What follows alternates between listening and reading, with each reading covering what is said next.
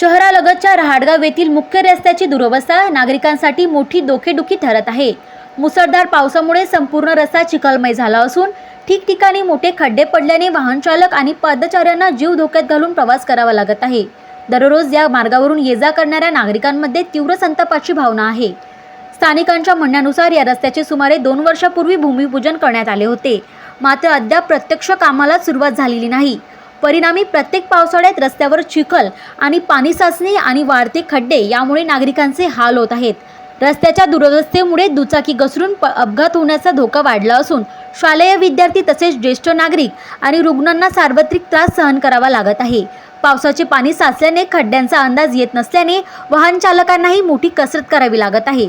या प्रकरणी प्रशासनाने तातडीने रस्त्याच्या कामाला सुरुवात करावी अशी मागणी रहाटगाव वासियांनी केली आहे। 15 जुलैपर्यंत रस्त्याचे काम सुरू न झाल्यास तीव्र लोकशाही मार्गाने आंदोलन छेडण्यात येईल असा इशाराही नागरिकांनी दिला आहे।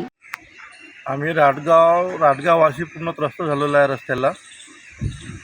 म्हणजे आम्हाला आश्वासन देत आहे PWD का या महिन्यात चालू करतो, त्या महिन्यात चालू करतो। आम्ही पत्र देऊ थकलेलो आहे।